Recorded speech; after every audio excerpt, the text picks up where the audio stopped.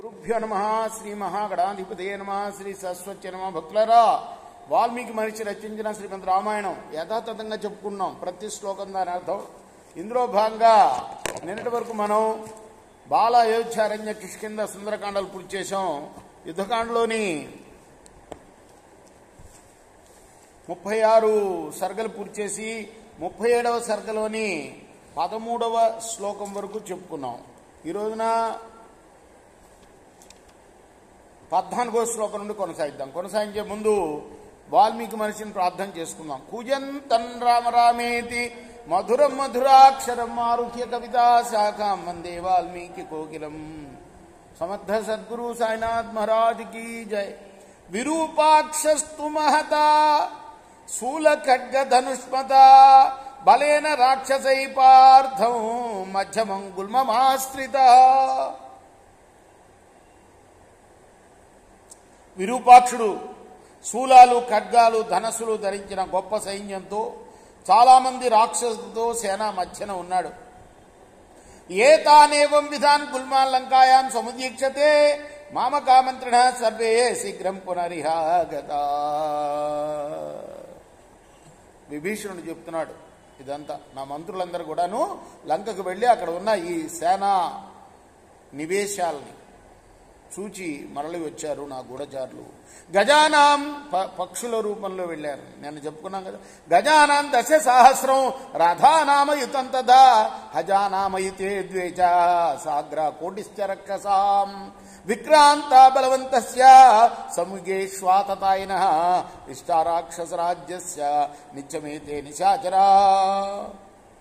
యుద్ధంలో పరాక్రమం చూపేవాళ్ళు బలవంతులు క్రూరులు అయిన 10,000 మంది గజయోధులు, అంటే గజం మీదను కూర్చొని యుద్ధం చేసేవాళ్ళు. అలానే 10,000 మంది రథికులు రథాల మీద కూర్చొని యుద్ధం చేసేవారు. అలానే 2,000 మంది అశ్వకులు గుర్రాల మీద కూర్చొని యుద్ధం చేసేవారు. ఇక పదాతులైతే 1,000కి మించారు. వీళ్ళందరూ కూడా రావణుడు వైపు యుద్ధానికి సిద్ధంగా ఉన్నారు. ఏకస్యైవాత్ర యుద్ధార్థే రాక్షసాన్ని చాంపతే పరివార సహస్రాణం సహస్రం ఉపతిష్టతే. రామ, యుద్ధంలో ఈ రాక్షసుల్లో ఒక్కొక్కడికి 10 లక్షల మంది పరివారంగా వచ్చి ఉంటారయ్యా.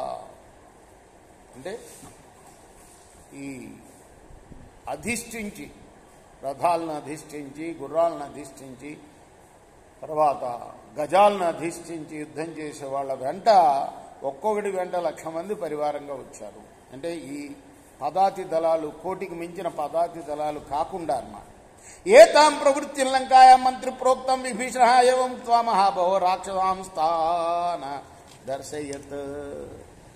భీషణుడు తన వాళ్ళు మంత్రులను పంపారు గూఢచారులుగా, పక్షుల రూపంలో వెళ్ళారు. వాళ్ళకి సంబంధించిన వాళ్ళు తెచ్చిన ఈ వార్తను ఈ విధంగా చెప్పి వాళ్ళని కూడా చూపించాడు. లంకాయాం సచివై సర్వం రామాయ ప్రత్యవేదయత్ రామం కమలపత్రాక్షం ఇదముత్తరమబ్రవీత్ రావణ వరజ శ్రీమాన్ రామ ప్రియ చికీర్షయ. విభీషణుడు అలా రాముడికి లంకలోని వార్తల్ని తన మంత్రుల చేత కూడా చెప్పించి తనకు చెప్పిన విషయాన్ని మళ్ళీ ఎవరైతే వెళ్ళారో వాళ్ళ చేత కూడా ఆ రాముడికి చెప్పించి అతనికి ప్రియం చేయవలన్న కోరికతో ఇలా అన్నాడు. రేపు మనం 21వ శ్లోకం నుండి ఆ విషయం చెప్పుకుందాం. కృష్ణార్పణమస్తు.